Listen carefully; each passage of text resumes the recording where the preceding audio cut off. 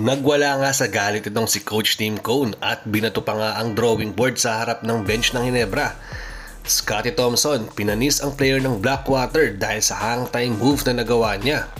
Triple-double nga rin ang stats dito ni Scottie. At RJ Abarrientos, nagpatuloy ang magandang nilalaro niya dito sa Ginebra.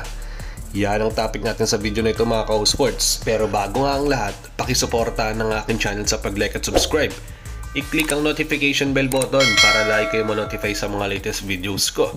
Tara at pag-usapan na natin yan.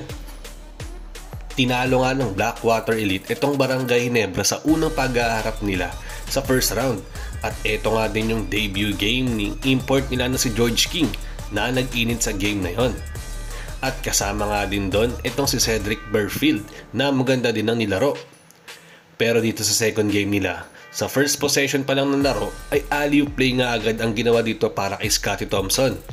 Indikasyon nga ito na gusto nga ng Ginebra na maging aggressive itong si Thompson pagdating sa scoring.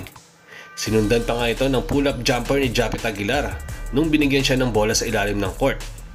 6-0 run nga ang nagawa ng Ginebra dito mga ka-sports sa unang minuto ng laro. Pero bigla na nga lang nagkaroon ng Blackwater dahil itong si George King ay binigyan ng boost ang team niya sa isang fast break play. Tapos isama pa nga natin dyan yung 4-point shot ni RK Ilagan para makuha nga nila ulit ang kalamangan. Napa-timeout na nga lang ang Ginebra dahil nagulat sila sa biglang pag-adjust ng Blackwater. Binilisan nila kasi ang tempo ng game na ayaw ang gawin ng Jeans dahil nakafocus sila sa half-court plays. Pero itong si Stephen Holt, dalawang sunod na tres ang pinakawalan niya at sumali na din siya sa scoring sheet ng Ginebra. May buzzer beater 4 points pa nga nagawa itong si RJ Abarrientos na nagpatuloy ang magandang nilalaro niya sa Jeans sa mga ilang games na lumipas. Pagpasok naman sa second quarter, nagparamdam naman itong si Teniente Eli Tenorio dahil limited minutes nga lang ang binibigay sa kanya ay na-contribute pa din siya kahit paano. Dalawang sunod na basket din ang nagawa niya. Lumang na nga ng double digit ang kalamangan nila at hiyawan nga ang mga fans sa venue dahil sa big lead na meron nga ang Ginebra.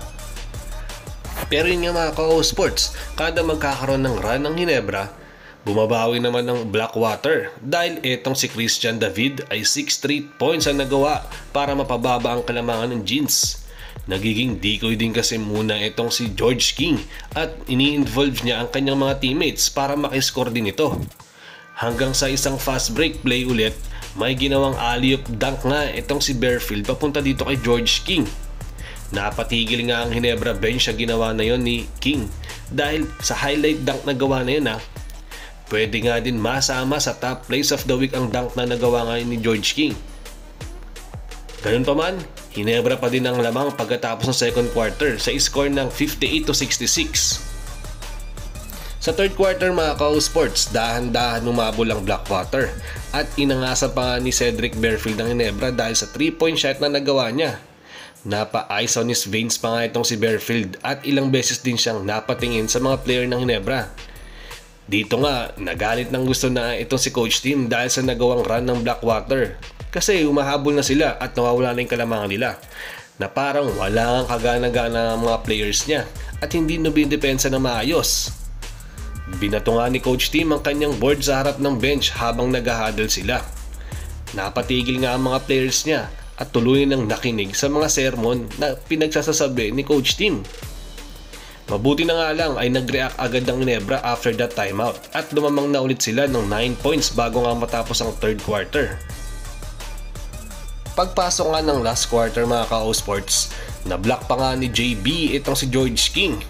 Harap-harapan niya nga itong ginawa na parang inagawan nga lang ng candy ng isang bata. Halos mapikon nga dong itong si George dahil hindi niya matanggap ang pag-block sa kanya. At inaasar din daw siya ng ibang fans sa venue sa nagawang clean block na yun ni Brownlee. Hanggang sa yun na nga mga ka-sports, nagpatuloy ang magandang nilaro ng Jeans at naging consistent din ang pang-score nila sa last quarter. Maganda din kasi ang depensa na binibigay nga nila dito sa Elite para hindi na makiscore na masyado. Hindi na din kasi masyado nararamdaman ang main scorer nila na si Burfield at George King na kumana nga nung unang game nila. Siguro pagod na din nga sila at maganda din kasi ang depensa na binibigay sa kanila ng Jeans. Gumada nga ang gameplay na ginawa nga ng Jinx dito para at least mapigilan at masustain na hindi nga masyadong umiscore sa last quarter yung mga score nga ng Blackwater, which is si Bearfield at George King. Ayun na nga, tulad ng sabi ko kanina, gumana nga ang gameplay ng Ginebra dito, which is yung hindi nga inaasahan na pag-score ng gusto ng import ng Blackwater. At least ngayon, na-check na nga siya ng gusto at na-depensa ng maayos.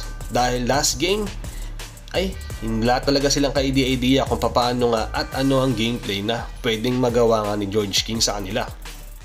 Sa last second nga ng laro ay nakuha pa ni Scottie Thompson ng kanyang triple-double stats dahil sa rebound na nagawa niya.